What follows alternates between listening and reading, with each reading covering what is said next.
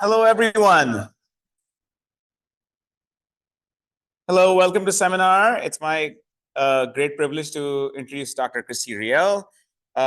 Christy is an associate professor at Princeton University, and she is a quick introduction is that she is currently works at Princeton, got her BA from Harvard in 2005, got her PhD from Princeton in 2011, has worked as a postdoc at the Smithsonian Tropical Research Institute and the Harvard Society of Fellows. The cool thing about her is that we all love long-term studies here, and she started her own long-term study 17 years ago that she will talk about today, and has been successful in keeping it funded and continually monitored. So I think that's a really big achievement. But other than that, Christy is a really wonderful person. I really urge you to meet with her if you haven't signed up already. She'll be here all day tomorrow. And quick anecdote about Christy is not only did we collaborate on a paper together on acorn woodpeckers, but also Christy was one of the many super supportive mentors I had during the time when I was struggling to get a job, and she kept me motivated to keep going at it. So, welcome, Christy.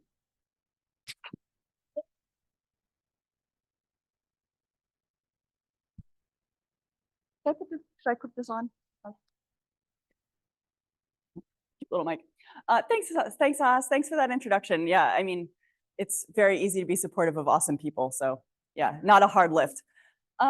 So thank you so much for coming today. I know it's hard to come to a seminar after a day of fieldwork. So I hope that I can keep your interest this afternoon. I'm sure you're all tired. So what I wanted to do today was tell you about my long-term study on greater anis.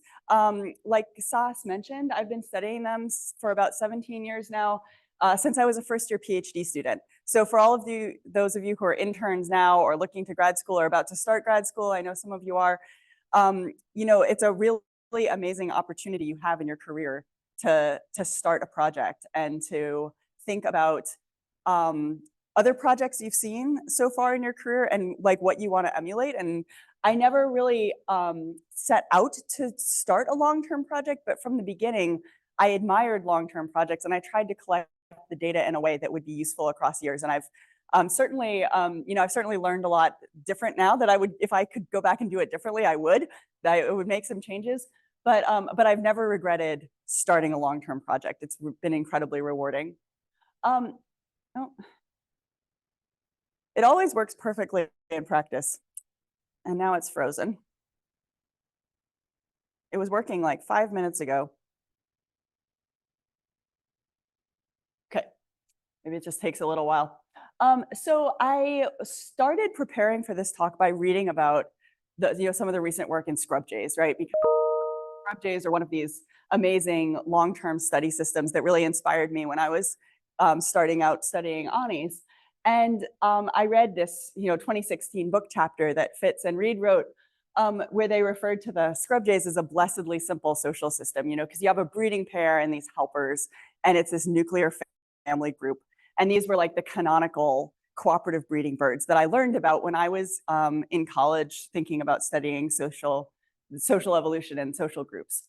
But instead, what I wound up studying as a bird, which I think has maybe definitely not blessedly simple, but maybe beautifully complex social behaviors. So greater anis are also cooperative breeders like scrub jays are, but their social groups usually contain at least 2 breeding pairs, sometimes 3, sometimes even 4 breeding pairs. Like the scrub jays, the males and females are identical. You can't tell them apart visually. And so there are many different breeding birds in a group, but they build just one nest together and all of the females lay their eggs in the same nest. And they also have non-breeding helpers like the scrub jays do. And those non-breeding helpers can be relatives, they can be offspring from a previous brood that are related to one of the breeding pairs, or they can be unrelated immigrants. And the adults in these breeding groups are not genetically related to each other. These groups form after all these birds have dispersed from their own natal nests. They spend like between 3 and 5 years before they achieve a breeding position, before they actually join a group and become a breeder. And so they're sometimes referred to as cooperative breeders because they do have helpers, but they're also referred to as communal breeders, quote unquote, because many different females reproduce in the same clutch, many different males as well. So there's a typical breeding group of 2 pairs. 2 pairs are most common, 3 pairs are about 20 or 25% of the groups in the population are 3 pairs. But interestingly, lone pairs basically don't exist. They never reproduce alone. So they're one of the few obligately cooperative breeders. They cannot breed as lone pairs. They don't even try. I've never seen a lone pair build a nest and lay eggs ever, out after 17 years of studying them. So they have communal breeding with helping behavior. Within those groups, the pairs are socially monogamous, and they're genetically mostly monogamous, not as monogamous as the scrub jays are, but about 90% of the nestlings are produced within the pair bond, which is like pretty much monogamous as far as birds go. And all of the individuals in the group build a single nest. The females all lay their eggs into the same nest. And you can see from the eggs are all basically white. They're not marked. So the females can't recognize their own eggs. They can't recognize their own nestlings. So once an egg is in the nest and the clutch is incubated, all of the birds in the group act as though they have parentage in the clutch. And that's usually true for the breeders, at least. All of the breeders typically do have parentage in the clutch. And so they feed the offspring indiscriminately. They don't discriminate between their own offspring and chicks produced by other pairs. So what you have in these nests, this is a communal nest containing 10 eggs laid by 3 unrelated females. Ownership of the eggs is about equal in the nests. There's usually no significant reproductive skew or differences between the number of eggs contributed by each pairs, which is pretty unusual for a cooperative breeder. These eggs will be basically treated as a joint clutch. Once they hatch, all of the adults will feed them. The helpers typically do everything the breeders do. They do a little bit less of everything, kind of like the scrub jays. They rarely incubate. They mostly feed and defend the nest against predators. So anis are beautifully complex, I think, because they pose a lot of challenges that other cooperative breeders don't have. So other cooperative breeders with only one breeding pair don't have to synchronize reproduction among multiple females. They don't have to coordinate building of the nest. They don't have to coordinate parental care behaviors because there's usually social dominance where one breeding pair is doing most of the work and the helpers are just contributing here and there. That's not the case with these guys. So when you watch a nest, you'll see, in this case, a female is sitting on the nest and her mate has brought her a green leaf to put in the nest. You'll see pairs working within the pair at the nest, and then this pair will go off and forage and another pair might come in and continue building the nest. So, there are interesting coordination problems that the anis have to overcome in order to sort of create this shared clutch that's raised as one brood. The groups have very strong social bonds within the groups. They can recognize each other. They can recognize their social mates as well as other group members. They're really aggressive towards non-group members that try to approach the nest. And one of the ways that these social bonds are reinforced and that this behavioral coordination and synchrony happens is through communal calling displays where they all call together. I'm going to try to play this. Let's hope it plays. We're also doing this over Zoom, so it might. We'll see if the stars align.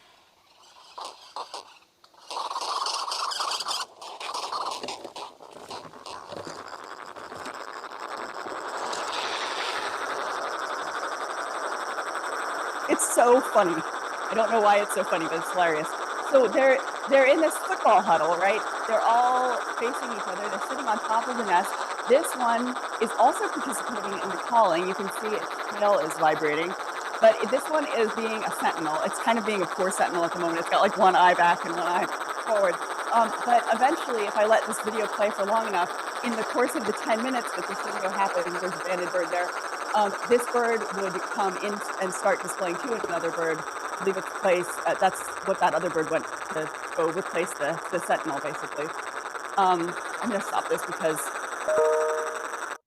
these displays can take up to 10 minutes. So they have very sort of strong and coordinated group recognition, and sort of behavioral coordination. They interact a lot together with both with the member of their pair, but as well as the other group members. This one was a group that had 2 pairs and a helper. This is not the helper. This is one of the breeding birds. The other thing you can see from this video, this is taken looking down on the nest. They breed in emergent vegetation over the water. So all of this stuff in the background here is water, and you're looking down at a nest built in the reeds here, kind of similar to like how red-winged blackbirds might nest, if you're familiar with those. So they're large insect specialists. They eat mostly grasshoppers, katydids, roaches, sometimes small vertebrates. This is a picture from a nest camera with the chicks in the middle of the nest and 4 adults that have arrived at the same time, feeding food to the nestlings. So the young birds, they grow really fast. This species is actually a member of the cuckoo family. All the cuckoos have really quick development. The nestlings, these nestlings are only about 2 weeks old, but they are actually capable of crawling out of the nest and swimming and climbing when they're only 5 days old. So we use nest cameras after that to capture all these behaviors at the nest, because we can't actually approach the nest after the nestlings are 5 days old. That's why they only have 1 color band, because we band them when their legs are really short. The nestlings stay with their natal group for a year. Most of the nestlings then disperse, and we don't know exactly what they do after they disperse. Some of them float in the population. They form big communal roosts where they're not affiliated with social groups, but some of them stay with their natal group and become related helpers, and some of them immigrate to other groups and become unrelated helpers. So there are lots of different ways of being an Ani. As a breeding adult, you could belong to a 2-pair group. You could also find a social mate and join a 2-pair group and become a 3-pair group. In theory, 3-pair groups could form just by 3 pairs coming together, but in practice, we never see that. We always see 3-pair groups forming when a 3rd pair joins an existing 2-pair group. There are interesting behavioral differences there. The core of the group seems to be 2 pairs, and groups that have 3 pairs, there's usually 1 pair that does less work than the other 2 pairs. Then they also have related helpers and unrelated helpers. So group size ranges from 4, the simplest group, 2 pairs, to 8 birds. We've seen groups as high as 9 or 10, but those are unusual. They usually don't have more than 2 helpers, but those 2 helpers can be related or unrelated or a mix. And there's one other way that Anis can reproduce, and that is a sneaky way. They can also be conspecific brood parasites. So I mentioned that Anis are cuckoos. Many cuckoos are brood parasites. Brood parasitism has evolved 3 different times in the cuckoo family. And even though these birds are not obligate brood parasites, they still retain conspecific brood parasitism as a reproductive option. So females will sometimes approach a nest of a group that they're not a member of that social group and try to dump eggs, to the chagrin of the host group, which usually chases them off. And this is interesting and relevant because it's thought that the way this whole breeding system evolved in the first place was through conspecific brood parasitism. So if you imagine a situation where you have a lone pair nesting and another female lays her egg in the nest, that's parasitic. But if that female then stays and provides parental care and maybe brings her social mate along and they collectively provide parental care, then you get a system that looks like the Anis. So the fact that this breeding system is obligately cooperative, but still has facultative brood parasitism makes it a really interesting system for exploring the trade-offs that are involved in the evolution of social nesting, both with group size, the benefits and costs of being in a group, as well as the benefits of costs of providing parental care versus reproducing parasitically. So at first blush, these 2 social systems don't actually look that similar, because you have basically family-based helping in the scrub jays, unrelated co-breeders and communal nesting in the Anis. You've got pretty much genetic monogamy in your scrub jays and genetic polygamy in the Anis. These guys go very close to home, right? When the young birds disperse, they just go 1 territory over, or sometimes 2. These guys breed kilometers away from where they hatch. So it makes it really hard to track the young birds. We can't really do what you guys can do in the scrub jay system. We have 0 kin structure in this population. These guys, of course, famously use this quite ephemeral and limited nesting habitat where you have to have a burn every 10 years in order to maintain the proper habitat. And greater anis nest in lowland tropical forest, which is a very stable habitat.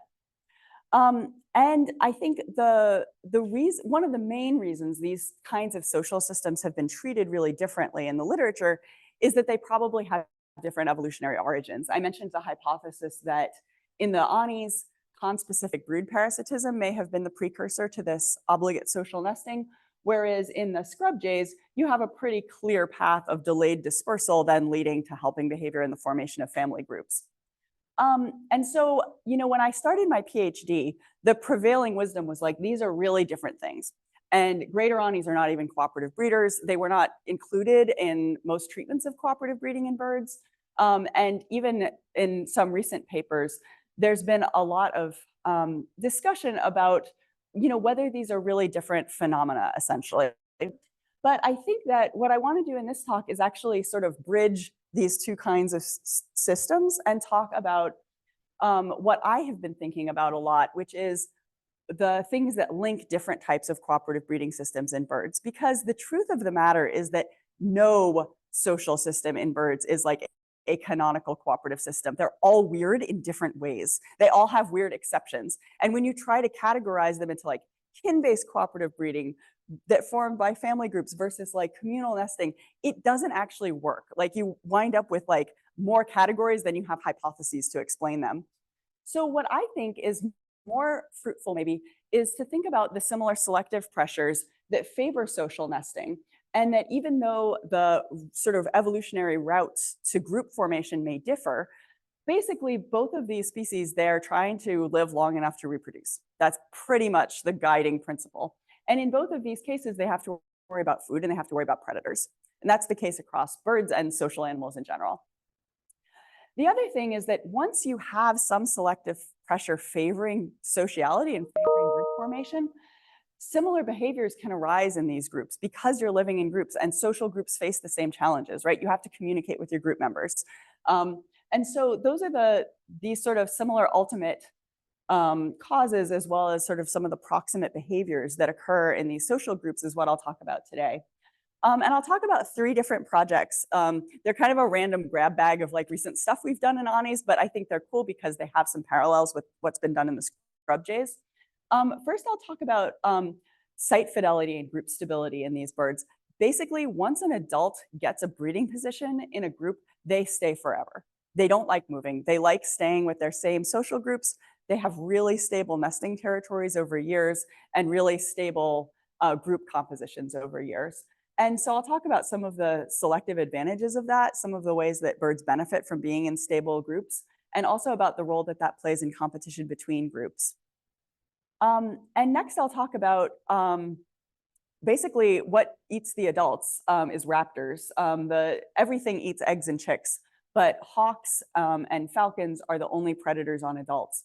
And I'll talk about some recent work we've done on alarm calling in groups and a referential signaling system where the adults use different alarm calls for different types of predators. And finally, I'll talk a bit about just this diversity of strategies that we see in the anis, helping, dispersing, and acting as a brood parasite. I'll talk about a little bit about what we know about the fitness trade-offs of those 3 strategies and why we see so much diversity in the anis. So I started working as a first-year grad student on Barrow, Colorado Island, and I didn't go there thinking I would study anis. My PhD advisor at the time was studying animal movement, and he wanted me to like put radio transmitters on a bunch of animals and see where they went. And I started doing that, and I realized I actually don't like movement ecology very much. I like social behavior a lot more. And so I started studying anis because they were abundant on BCI. This is a preserve protected by the Smithsonian Tropical Research Institute in central Panama. Here's the canal. The Panama Canal goes right by it. This is just a satellite photo of the island and the surrounding peninsulas, which are also protected. And each of these red dots is the location of a communal ani nest. And I don't have a scale bar here, but some idea of the scale can be seen by this container ship going through the Panama Canal. So these are like about 100 meters. So you can see, that there are sort of these clusters of nests where several communal groups nest quite closely together. here, here, and over here. And then there are these sort of apparently unoccupied areas of habitat where we don't see ani nests, where the habitat looks pretty similar. And so one of the things I'll talk a little bit about is like why we see this pattern and whether or not these sites are actually, just unoccupied, whether this is just like vacant territory or not. So I started studying them in 2006, and I really have barely updated this map of nesting locations. The nest sites are really stable across years. If you've been to BCI, this is the field station right here, and there's one nesting group in that little cove where the lab clearing is, and they've been there since 2006. They might have been there for 50 years before, who knows. And because they nest along the shoreline, all of our work has to be done from a small boat. And so most of the work I'll talk about today was done by these members of my lab, 2 graduate students, Maria and Amanda, Josh LaPergola, a postdoc, 2 undergraduates, Zach and Danielle, and my longtime project manager, Megan Strong, who all collected data that went into the projects I'll talk about today. So the long-term data set is really not nearly as granular as what you guys have here for the scrub jays. I'm like green with envy at the amount of data you guys have on the scrub jays. We can't band all the adults in our study population because it's a huge population and it is not isolated. There is migration in and out of it from other areas of the Chagres watershed, from Lake Gatun. There are lots and lots of anis, and it's too big for us to monitor everybody. But we do trap and color band at some nests to get sort of focal subsampling, so we can do detailed behavior observations on some groups. We do try to find all of the nests in the study area. These are sample sizes for nests, eggs, adults, and nestlings across years. And we find the nests early in the season. We check them all the time. We check them every couple of days. And as every egg is laid in the nest, we give it a number, and we take a genetic sample from the outside of the eggshell, which we can genotype to tell which female in the group laid the egg, which is a really powerful tool when you've got many females contributing eggs to the same clutch. And we genotype nestlings to look at mating patterns and things like that. So every data set has its own constraints. The constraint of this data set is that we know a lot more about females than males because we have almost all of the adult females genotyped from their eggs, but we only have a subset of the males genotyped. Also, because chicks disperse so far from their nests, we band hundreds and hundreds of chicks, and then we only see like a tiny fraction of them again. Some of them die, some of them disperse out of the study area, and only a few actually wind up remaining in the study area. So this is what the habitat looks like. It's lowland tropical forest. It's wet. It's not a rainforest, but there's a distinct rainy period in the summer when the anis breed, usually July and August. So they have a very seasonal pattern of reproduction. And they always nest over the water. They never nest over land. And this is probably a tactic to try to get away from terrestrial nest predators, especially snakes. This is an ani nest. It's built in the limb of this ficus tree branch that's hanging over the water. This is an ani nest here. You can't really see it. It's in this pond apple, which is a tree that grows as an emergent. It's surrounded by water. And most nest failure is caused by predators. Very little of it is caused by weather. And the remaining 10% of nest failure is actually caused by other ani groups destroying eggs. So that's the intergroup competition that I mentioned that I'll talk about. But of the nest predators, snakes are by far the most important. This seems to be a recurring theme in tropical birds, that snakes are the dominant nest predator. And I mean, to a first approximation, if a group can avoid snake predation, they can fledge young. Monkeys, especially capuchins, are responsible for a minority of nest predation. And aerial predators, especially yellow-headed caracaras, do a small amount of it as well. But these guys are the big ones because they eat both eggs and nestlings. And that seems to be the reason that the anis like to nest in these isolated clumps of vegetation, because they're less likely to be found and depredated by snakes. Shoreline sites are depredated about 85% of the time, whereas sites like this that are surrounded by water completely have a much lower predation rate. The other thing that can decrease a group's chance of getting depredated is the size of the social group. So it seems like the biggest advantage of social nesting is that adults mob nest predators, and they can actually drive away snakes and discourage snakes from eating the eggs. So this is a figure showing the probability of a nest being completely depredated, like basically failing completely. And this is group size. Each additional group member reduces the chance of nest predation by about 15%. And this is like a really strong and repeatable pattern that we see in the study area. This is exacerbated by the shoreline sites. If I were to plot only the isolated sites, it would look a lot flatter and a lot lower because those isolated sites just have a much lower rate of predation. So having more group members is really important, especially when you're in a shoreline site, but the majority of nests are in shoreline sites. The main cost of being in a social group is that with more birds, especially with more breeders, there are more chicks in the nest. And more chicks in the nest means more competition for food among those nestlings. And there's a really, whoa. Exactly, the famous Florida earthquakes. There's a really striking interaction here with group size and the likelihood of nest starvation in the nest. And what's being shown on this axis here is actually, I'm sorry, I don't have a label here. I don't know what happened to my axis label, is a metric of how El Nino-like or La Nina-like a year is. This is basically showing dry years all the way up to very wet years. And two-pair groups, they have small clutches, and their clutches don't show a significant pattern with rainfall. The survival of those chicks is pretty flat, regardless of weather, because there are always enough birds to feed the number of mouths that are in the nest. But that's not true for the larger groups. The larger groups have much larger clutches, and the fact that there are more caregivers, more adults feeding those clutches, doesn't compensate for the fact that there's more competition among the nestlings.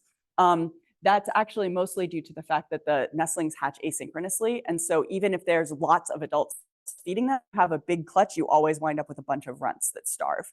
And so if you look at, this is individual female reproductive output. So like basically per capita reproductive output for females in these groups. There's a strong correlation with rainfall for large groups and almost no correlation with rainfall for small groups. And basically what that means is that the effects of group size on predation are consistent across years. It's always better in terms of predation to have more birds, but it's not always better to have more breeders, at least in dry years.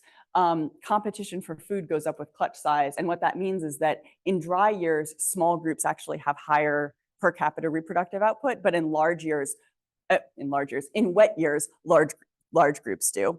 And so there's sort of a weird trade-off here where there's no optimal group size, right? Like in some years, it's better to be a part of a small group. In other years, it's better to be part of a big group. And it's just kind of like the balance of wet versus dry years that determine, whether overall your fitness is higher in a large group or a small group. It's pretty much always better to have helpers from a breeder's perspective, because the helpers bring food to the clutch, but they don't contribute to increasing the clutch size. So having helpers is the best way to increase your group size. So what's weird about this, though, is that, when I first looked at that interaction, I was thinking like, really what you would want to do is have like a small group in some years and a big group in other years, and like be able to sort of take advantage of this. But that's not what we see at all. Like I said, the groups are really stable across years. There's almost no fluidity in group size or in location. So I mentioned before that these nest sites are really stable across years. This is a picture that was taken by one of our undergrads, Luke Carabia, in 2017. And he took it in this fallen tree. And this is a banded bird that was banded in 2006 at the same tree. So they basically don't move. Its social mate has changed. Its original mate died and has been replaced by another bird, but this bird is still here. Individuals in these groups stay together for about 3.5 years on average with no change in group membership. But that obscures a huge range. Some groups form, nest once, and are never seen again. Other groups stay together for a long time. The longest lasting group we have with no turnover in group membership, no additions or subtractions of individuals, is 11 years. And the territories themselves, like the nest sites, are even more stable than that.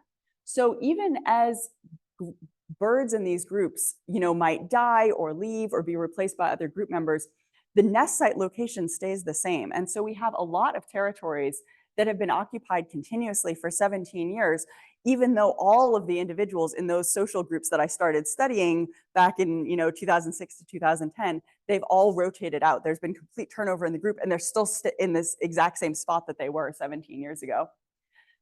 So on average, a group changes locations or changes groups about every 4 to 5 years. But that, again, obscures a large range. And many of these adults essentially stay in the same groups for their whole lives, probably. We think they live about 20 years, but we're not entirely sure because the study's only 17 years long. And there are still a lot of birds that are there. They're longer than my study is.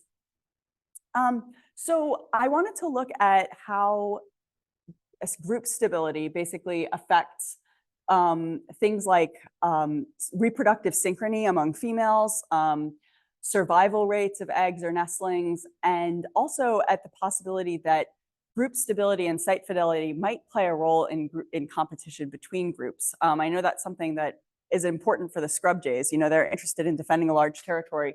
The Anis don't really defend a foraging territory, but they do defend the site of their nest very actively. And it seems like there's at least some competition for resources as well, even though they don't defend a foraging territory.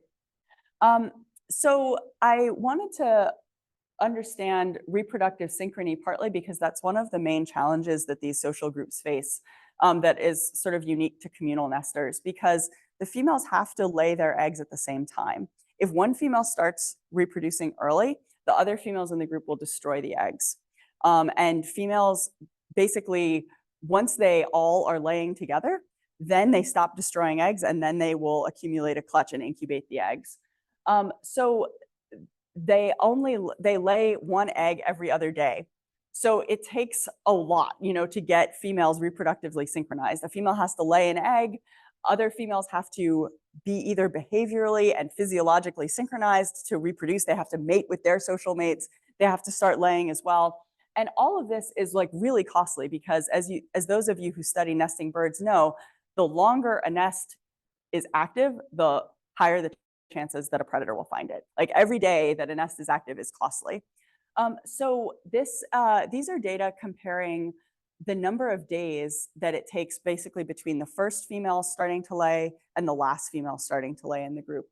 And for two female groups, if two females have nested together previously, if they already know each other, and it's not their first time nesting together, it takes about 2.5 days between when the first female starts laying and the second female. If they haven't nested together before, if they're two unfamiliar females and this is their first time breeding together, it goes up to about 6 days.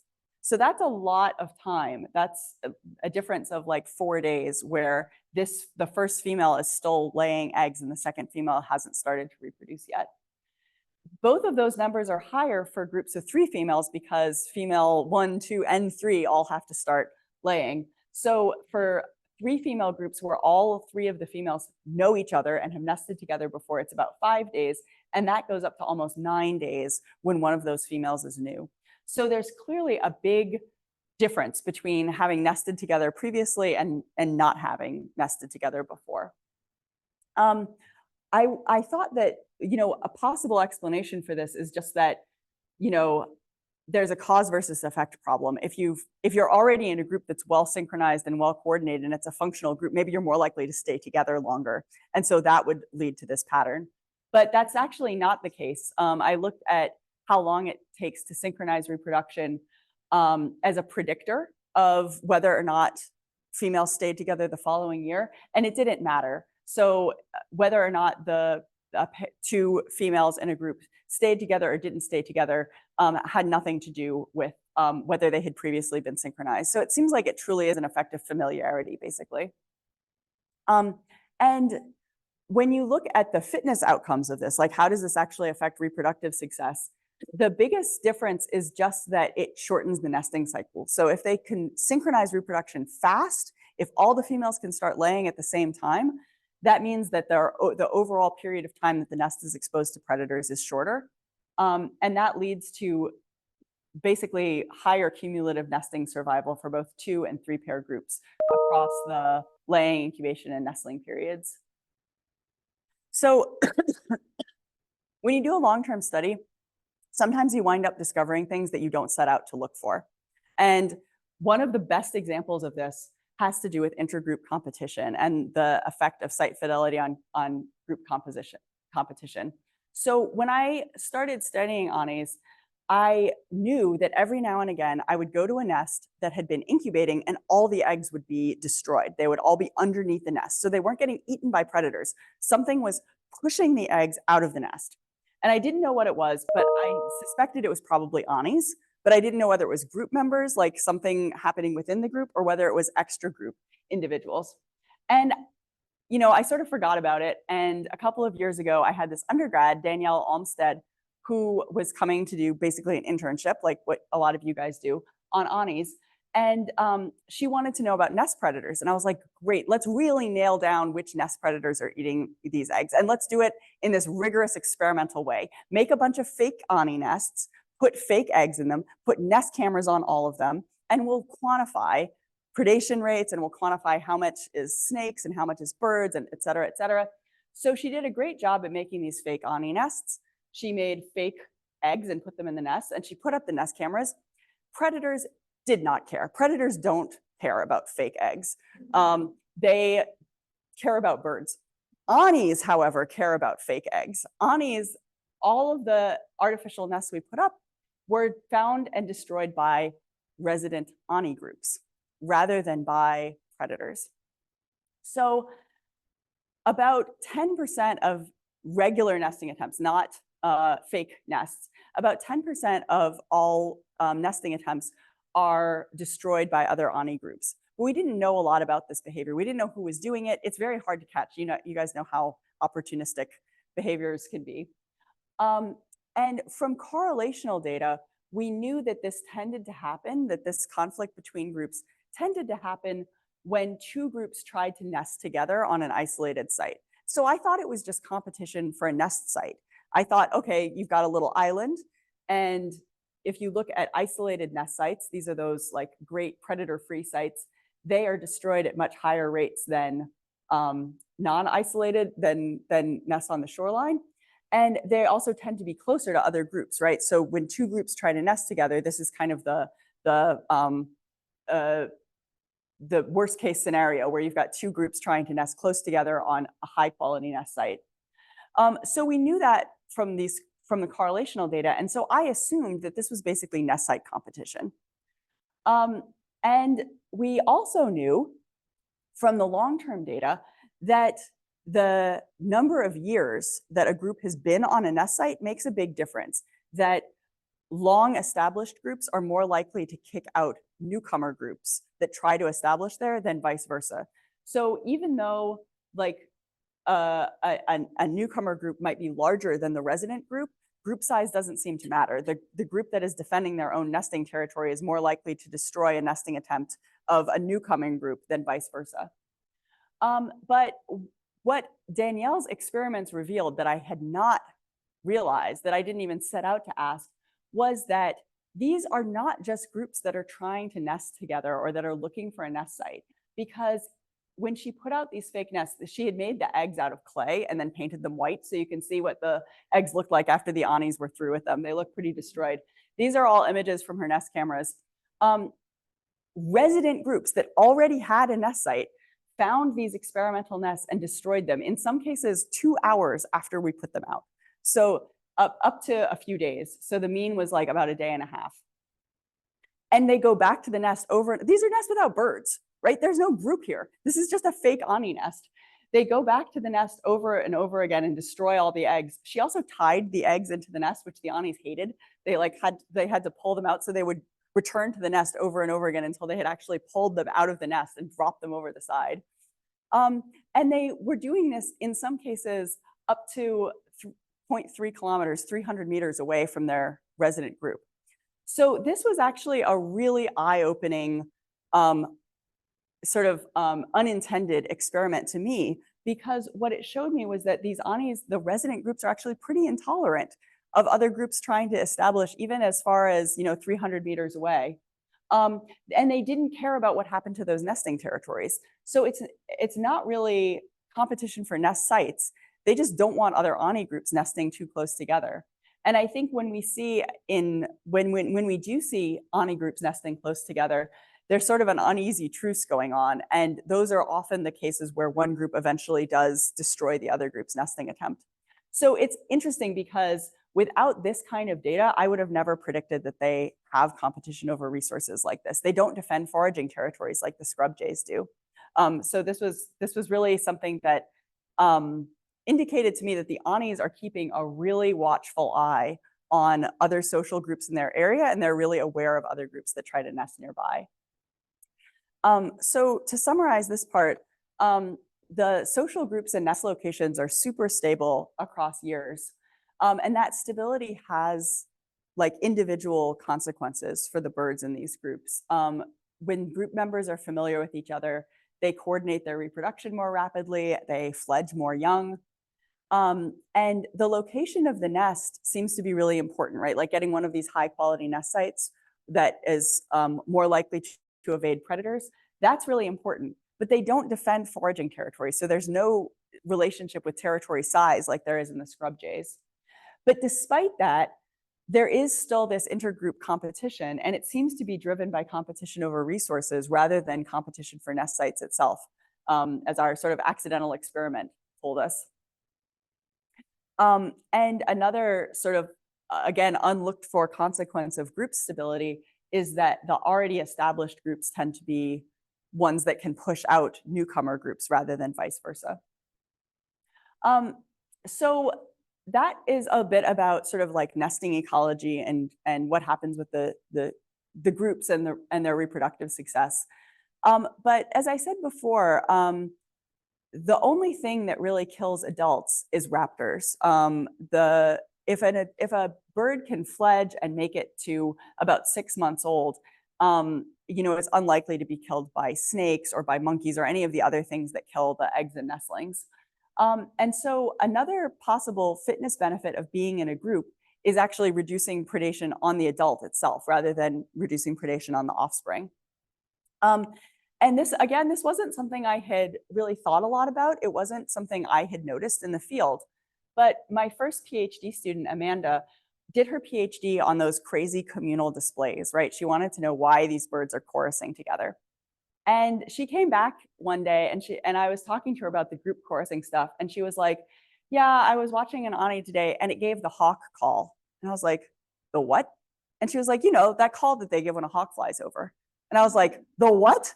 She was like, they give a special call when hawks fly over. It sounds like this. And she recorded it.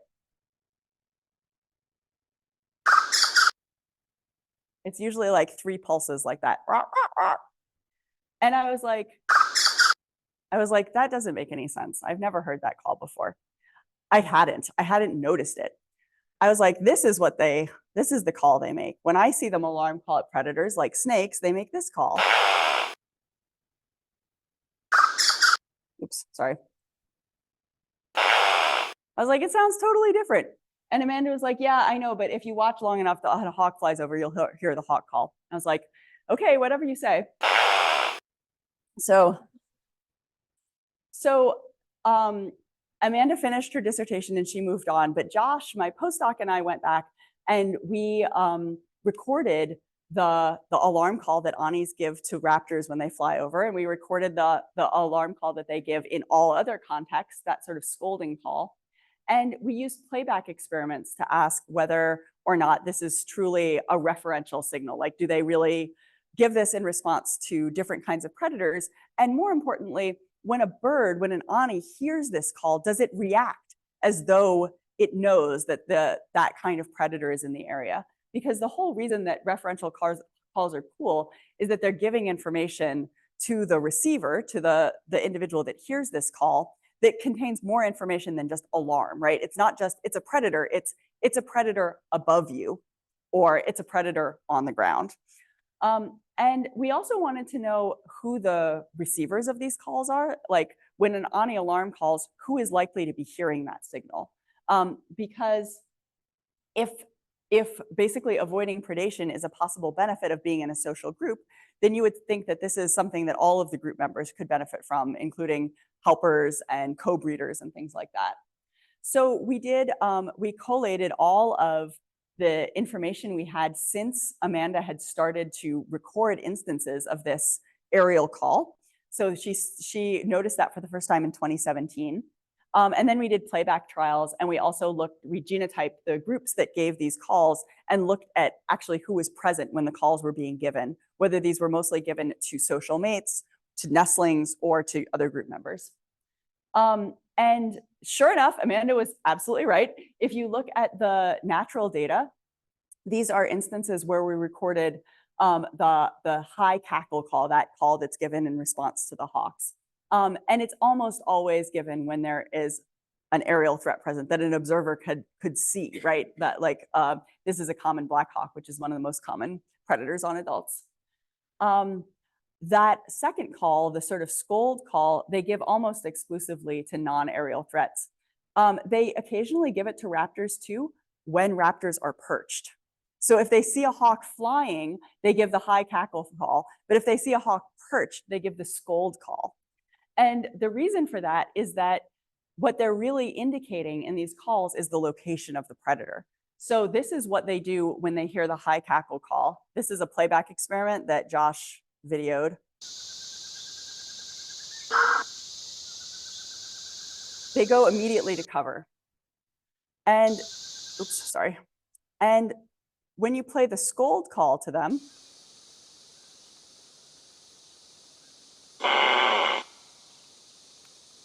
they're alert, but they don't move. They're looking around for the predator. So they react really differently just to hearing the alarm calls, regardless of whether they have any information about the predator itself. This is just their sort of social information. Oops, sorry. So in response to the aerial alarm call, they mostly fly. In response to the scold call, they mostly look around, like in those videos. And when you play them a pale-vented pigeon call as a control, they mostly don't do anything. So we also confirmed that the receivers of these calls are mostly adults. They occasionally will give them when only nestlings are present or only relatives are present. This includes adult helpers as well. But most of the time when these calls are given, it's not even in a nesting context. Like most of the time, and in fact, for all of our playback experiments, we didn't even do them on nesting groups. So these calls are basically given in the context of unrelated group members that are surrounding the signaler. So for this part, I think this is not exactly like the sentinel system of scrub jays. Anis do also have sentinel behaviors, which is probably another direct benefit of being in these social groups. But the referential calling is an interesting one because basically it affects adult survival rather than nestling survival. And so even the non-breeding helpers can benefit from being in a group where they're getting alerted to different predators. So they give these different calls to terrestrial and aerial predators, which is important for raptors because they're basically the only one that's of these predators that's dangerous to adults. And the calls indicate the location of the threat. And we know that because the adults react differently to playbacks of these different calls. And it seems like the most frequent receivers of these signals are unrelated group members, both social mates as well as sort of the co-parents, which also makes sense, right? You want your co-parents to survive as well as your social mate, just like how birds with biparental care, they have a fitness interest in the survival of their mate. These birds have a fitness interest in the survival of their co-breeders. So in the last 10 minutes we have, I'll just talk a little bit about these different reproductive strategies we see, like the sort of routes to reproduction that an Ani can take. And the really unfortunate thing about the Anis, the reason that I'm green with envy about the scrub jays, is that we can't really track young birds through their whole lives because of the long dispersal distances. So I don't have very good data on helping and dispersing. I have better data on parasitism. But basically, we can look at the identities of these related and unrelated helpers, and we can make some inferences about what's going on. So one interesting pattern is that the related helpers are usually males, which is not uncommon in birds. That's kind of your classic bird pattern, is to have sons staying at home to help their parents. Unrelated helpers are as common as related helpers are. So there about 20% of nests have helpers, but about 50% of those helpers are related and about 50% are unrelated. Of the unrelated helpers, those are predominantly female. So it seems like males and females are helping for different reasons. The males are delaying dispersal. They're helping at the nest. They'll help up to 3 years before they disperse. We've never had a male help for longer than 3 years. Most of them only help for 1 or 2 years. The females help and often try to join the group as a breeder. So the females will help, and then after a year or two of helping, will turn up the next breeding season with a social mate and be a reproductive female in the group. So the males might be getting some indirect fitness benefits from helping because they're raising at least some related chicks, but these unrelated helpers aren't getting any indirect fitness benefits, but they might be using this as sort of an entree into a social group and a way of eventually getting a breeding position. I like this picture because, as if you ban birds, it's always like amazing when someone else sees a banded bird and it's like, I saw one of your birds. And I didn't even know of this picture until I was looking online for pictures of greater anis. And I was like, wait a minute, those are my anis. So these unrelated helpers usually become breeders in later nesting attempts. And sometimes they disperse subsequently too. But we know a lot more about brood parasitism because we can genotype the eggs. So even though we don't always have these birds banded, we can pick up their genotypes in these nests, and we can detect parasitic eggs by genotyping the eggs. And the first couple of times that this happened, I was like, this must be genotyping error. There are 4 genotypes in this nest. There are only 3 breeding females. But then we realized you could actually match these genotypes to other females in the population. And so I started working on this project in 2010. And we eventually got enough known cases of genotypes of parasitic eggs that turned up in nests, and we knew who laid the eggs to publish it 9 years after that. So, it's like you have to play the long game with these long-term studies. Another thing we didn't set out to do, right? No one would design a 17-year study, right? Like it doesn't make any sense. But even back in 2010, I knew that there was kind of a puzzle about brood parasitism because when females lay eggs parasitically, they usually lay them at the wrong time. They're usually not perfectly synchronized with the hosts. Sometimes they lay them too early and the hosts kick them out of the nest, like they push the eggs out of the nest. Sometimes they lay them too late and the hosts have already started incubating. And so the chicks, those eggs either don't hatch or they hatch late and then the chicks are runty. So the survival probability of parasitic eggs is a lot lower than the survival probability of eggs laid by hosts, mostly due to mistiming. So I was like, okay, but why are they doing it then, right? Like if this is a bad strategy, I thought maybe these are floaters, right? Maybe they're females that don't have a home social group. But when we actually genotyped them, we had to look at the genotypes of 1,700 eggs and track all of these eggs down to 210 females that we had long-term data for. Almost all of the parasitic eggs where we could trace their origin, those females were not floaters. Those females were birds that were part of a social group. They had a group nest and their nest failed because of predation. So what seems to be happening is that the females that lay eggs in a given year almost all belong to social groups. I kind of suspect it's all of them. I think these extra 10 eggs are probably just cases where we didn't know where the home nest was. I think these birds basically only become reproductive when they have a social group. I don't think that they will reproduce opportunistically as parasites unless they have a social mate and a social group. But if their nest is destroyed by predators, they can either just wait and give up nesting, or they can continue to lay parasitically. And when they do, like for the females that switch to being a parasite and try to find another nest to put their eggs in, this often happens within hours of the nest being found by predators. We have some pretty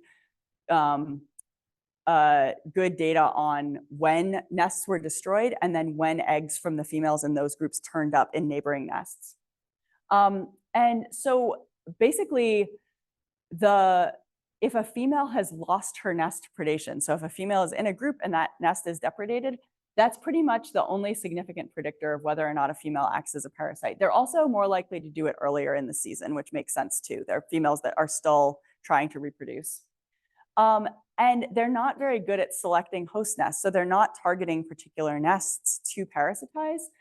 They're usually putting their eggs in the nearest nest. And I think that's because those are the nest locations they know about. We know from that accidental experiment that they're really closely monitoring other Ani's nesting activity in the area. They know not only their own group members, but they know everyone in their area. This is something that I think is probably not unique to Anis, but I think scrub jays are probably similar. So some females wait and don't parasitize. Others will switch to this parasitic strategy, and some of them do it over and over again. That's why the majority of parasitic eggs were laid by just a few females in the population. There are a few females, especially older females, that are sort of like repeat offenders when it comes to brood parasitism. It is actually reproducible. It's a repeatable behavior, which is kind of amazing when you can identify these repeatable behaviors in a wild population. So if you think about like what the fitness consequences of this are, females that never parasitize versus females who lay first and then switch to parasitism, we looked at like the long-term reproductive output of these two strategies. And we divided females into those that never parasitized versus those that did parasitize when their first clutches failed. And the weird thing is it's about the same. They're not really getting any extra fitness from doing this. Partly it's because the parasitic eggs have low survival because they're poorly timed. And it's partly because if they're laying an egg parasitically, it means they're not renesting.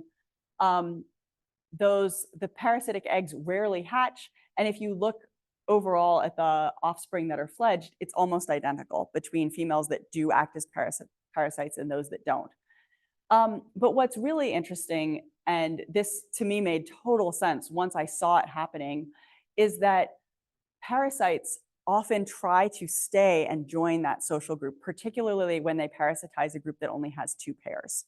So I mentioned before, right, that we see these 3-pair groups forming when a 3rd pair joins an existing group. And there's a lot of conflict there. Sometimes the 2-pair group doesn't want an extra pair to join. And I think this is really where we see these sort of vestiges of parasitic behaviors really coming into tension with the cooperative aspects of this social system. Both of them are really pronounced. And you can kind of see these tensions between, you know, a 2-pair group not really wanting to have a 3rd pair join versus not. Okay, so just to summarize that, helping, dispersing, and parasitizing all seem to be different ways for Anis to try to become breeders, basically.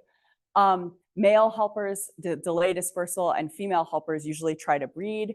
But I think one thing that's come across clearly in many of these projects is that establishing these new breeding sites is harder than it looks. It's actually a quite constrained social world that the Anis are trying to join.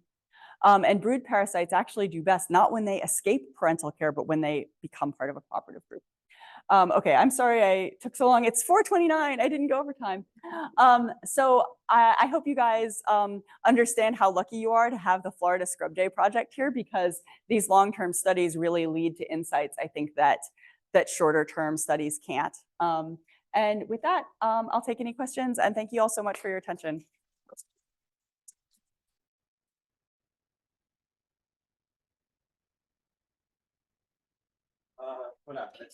Sure. Nobody online right now, but then we'll hear it recording.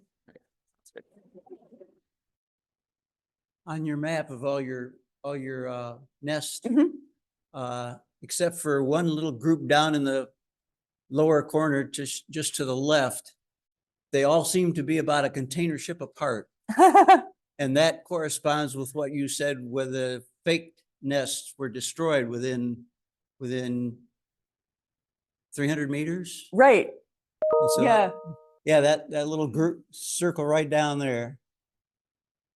But Yeah. Those right down there are kind of in a bunch. They must be really friends. Well, you know what? But They're all the really rest friends, of but them they're are- also really are- enemies. These are the ones that where two groups try to destroy each other too. We have a lot of Ah, like that's what like the natural data on intergroup conflict shows is that those are the ones that get destroyed. So yeah. that looks suspicious. Mhm. Yeah, exactly. No, I think you're exactly right. I mean, I think that even though that experiment was not designed to test the distance, the distances that the Anis are willing to travel to destroy each other's groups It or reflected these fake perfect. nests reflects the natural distribution. Yeah, that's a great point. Yeah, very insightful. Thank you. So why not create extra islands near the nests that always get predated? Yeah, that's what my PhD committee asked me too.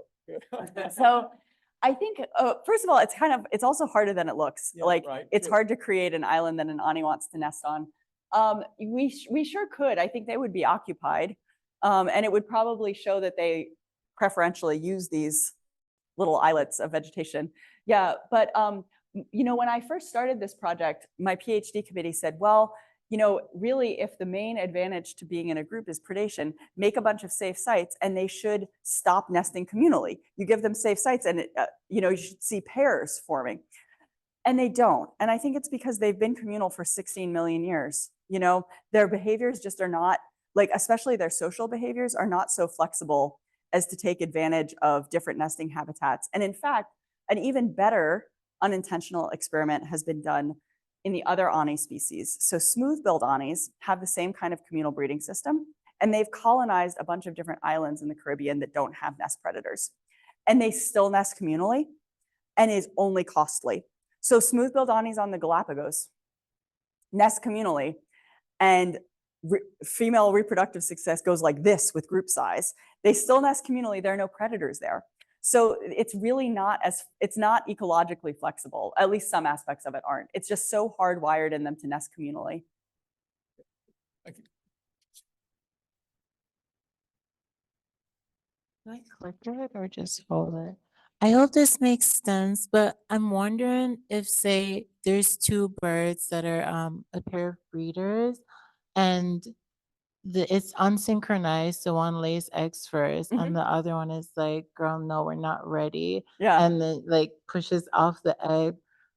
Does the other female get upset, and does that cause tension that might break the group apart? And then does like maybe you don't have like the benefit of a group anymore? Like, do the birds worry about that? Absolutely. Yeah, that's a great question.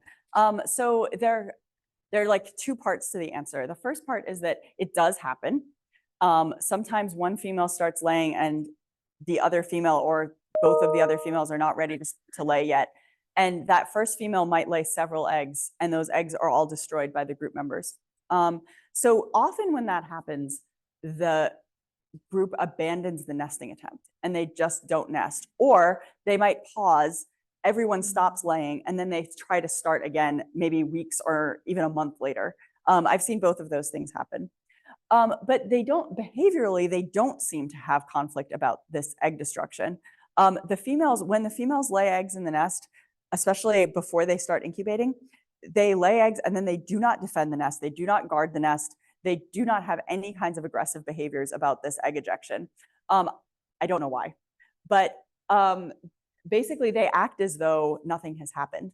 And we've even done experiments showing that if a female Ani lays an egg, and if another female ejects that egg, and the first female comes back and sees the empty nest, she does not in any way change her behaviors. Like, she doesn't seem to know that, for example, if an egg appears in the nest subsequently, it's not hers because hers vanished. Once a female starts laying, that's it. They're ready to take care of eggs. It's like a physiological switch. Thank you. Hi. I just want to clarify for this graph before I ask my question. So are each of these dots a different communal group with like? That's right. Gotcha. So if there is such like a danger of being close to another group like that, because you know there's the conflict between groups, how come a lot of them seem to be like clumped together? Is the habitat like saturated? Is that just why it's like that's the only kind of area That's a great suitable? question. Yeah, so I think there are some benefits to being near another group mostly in communal predator defense. Like if there is a nest predator anywhere near one of these clusters of nests and one Ani finds it, there will be like 20 Anis mobbing it. I haven't really quantified that though. So like I can't show you good quantitative data to show that a cluster of nests does better than one lone nest. Some of it is constraint because they really like to nest in these coves. They like to nest where it's protected from the winds. That's probably why some of the like this area, for example, has no Anis on it, but the coves have a bunch. But I don't think it's all constraint. I think that there's some sort of there's some value to being near a communal group, but not too near. So there's this sort of like ideal spacing where you want to have someone within shouting distance, but not right next to you, because that's when the nest destruction happens, the egg destruction. Gotcha. Thank Yeah. you. Pass this around.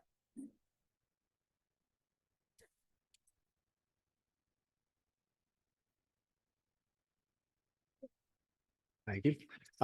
So when you showed the interaction between rainfall and group size optimality, I'm thinking that there must be something about the inter-individual interactions, but then you showed us that there's benefit to individuals becoming parasites and switching groups. So tell us a little more about how you think about the inter-individual relationships. And then the second part of my question is, why is there not a long-term optimal group size with a stable climate?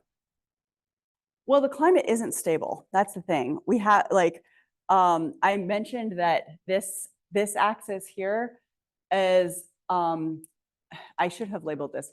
This is the Southern Oscillation Index. It's a measure of how El Nino-like or La Nina-like a year is.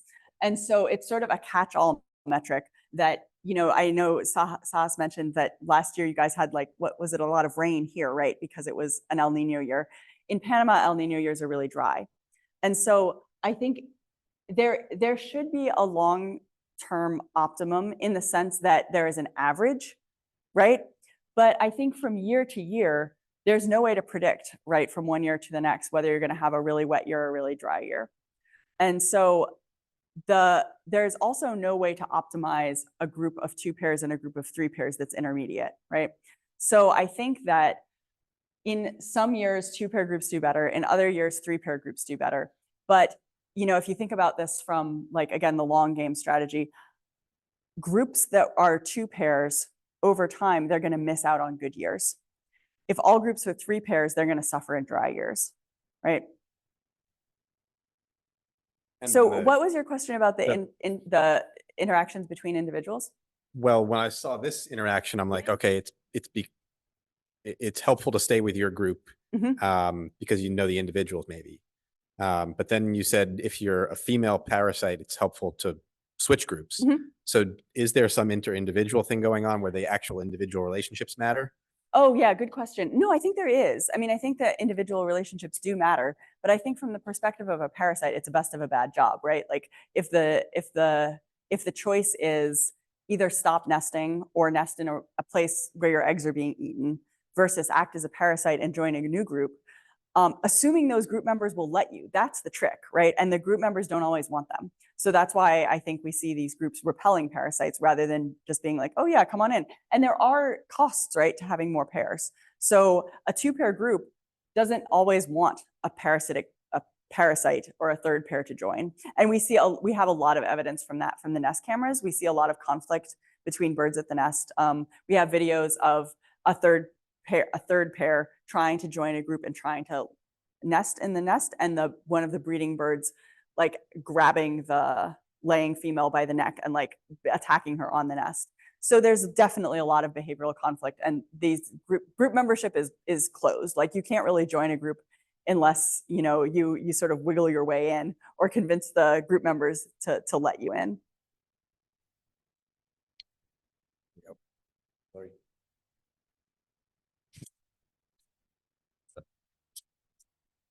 So I was just curious, given the length and stability of these locations, what was the implications of your the nest being preyed upon?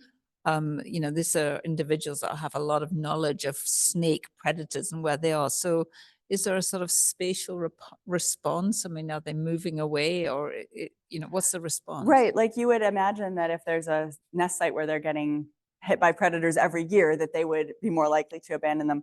Yes, so I haven't looked at the numbers recently to be able to really confirm this, but my sort of best guess is yes, that if I think about the nest sites that are the most stable, that we have the longest term data on, those are sites that have been successful more often than not, but it takes them a long time to abandon a bad territory. Like there was one group in particular that I think nested 11 times, 11 years before they abandoned it, and they never raised young.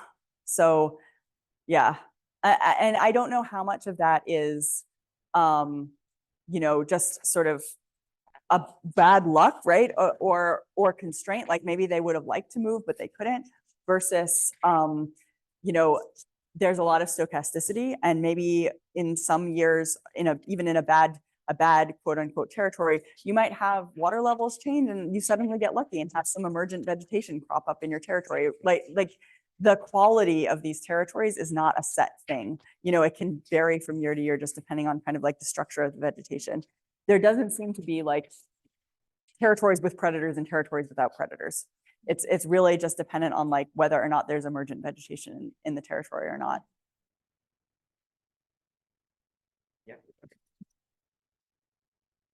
When do group members actually get convinced that they should take in a newcomer? Like you're mentioning how having bigger group size is more resilient to predation, or maybe having more group members means you have more birds to take care of birds. Yeah. So are two pairs nests more willing to take in newcomers than three That's pairs? a great question. And the real truth is we don't know for sure. Like we don't really know what that process looks like. So a lot of these groups form well before the breeding season, and they form from communal roosts. So during the non-breeding season, which I didn't really talk about, during the non-breeding season, all of the birds in an area will roost together in communal roosts. And so you'll see 60 or 100 anis from different breeding groups that contain breeders as well as helpers and floaters, like all these young birds that don't have groups yet, all together at these communal roosts. And so that's probably where many of these social bonds are forming to begin with. And then in the late dry season, but again, still months before nesting, they start doing these displays together. And so if you go to Panama like this time of year, right now, you'll see big groups. They're not breeding yet, but you'll see big groups where maybe like 12 or 15 anis are all participating in these communal displays. And by the time nesting actually happens, those have been whittled down to these smaller groups. And so there's definitely a period of time every year where birds can move around. They can try out different groups. They can, that's probably when these young birds are like sort of prospecting for new groups. But what the process actually is, we have no idea. Like, why does one group decide that a third pair is okay and another group doesn't? Or why does one group one year have 2 pairs and the next year it has 3 pairs? Like, we don't know. Yeah.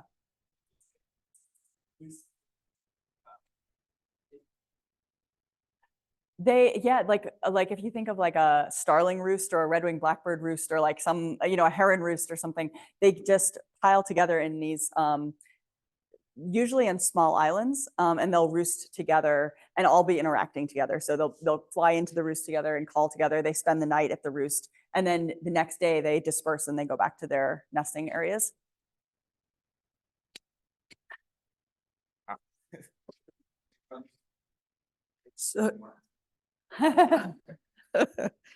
So this is a different sort of question. Do people use studies like this to draw parallels to or lessons for human behavior, or bigger groups more successful? Sometimes they do, but it always makes me cringe. Well, could you elaborate? Are you motivated that way at all? Not at all. I think humans are so uninteresting. So the thing is, humans have really different life histories from these birds, right? So if you think about humans are mammals. We give birth to live young that females can lactate, right? Birds, once an egg is laid, anyone can take care of an egg, right? So that's why birds have helpers, why they have male parental care. Birds have this huge diversity of behaviors that humans really don't have. Conspecific brood parasitism, right? Like this is something that's really common in egg-laying animals and not that common in humans. I think human studies have their own questions and they're interesting for different reasons, but I would never draw parallels to human society from Ani's because there's too many differences and the devil in biology is in the details, I think.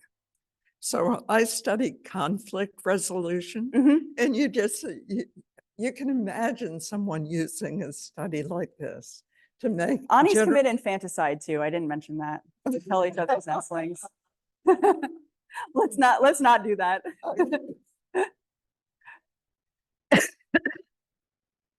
Are you okay? Sure. Yeah. I feel sorry for you guys. You guys must all want to go home and get out of your field clothes. So I just had a question about if during the breeding season, are all birds a part of a group, or are there some birds that are kind of just like in scrub jays, we have some juveniles that just kind of like spend a lot of time like in different areas, just in juvenile only groups. Definitely. Moving around. So is there a lot like known about what they're doing, or? No, we don't know anything about it, but I know that they're there because if a breeding bird is killed during the breeding season, its place is taken immediately. So there have got to be a lot of floaters hanging around waiting for these breeding opportunities. And these unrelated helpers, you know, I know from the numbers that we don't see enough helpers to account for all the juveniles that have to be out there waiting for a breeding position. So there have to be a lot of helpers. But I think the only way to really study that would be with like radio transmitters and to actually track individuals because they disperse so far that, you know, they're moving around, but if they're not associated with a nest, we don't know where to find them. Very rarely we'll just happen to see a floater, but they're moving so much farther than the scrub jays are that like we can't just go out and hope to encounter them, especially because we're doing it by boat in like a two-dimensional habitat basically, and they can be foraging back into the forest. So like there's no way to find them except by tracking them. And I've never done that. I've never put radio transmitters on Anis, but I think you'd really have to have transmitters on young birds and watch them through that first 2 to 3 years post dispersal and see where they're going. But I do think that there is a large population of floaters. I do think it's a lot of young birds. I do think they're just hanging out waiting for breeding opportunities. And I wish I knew more about it.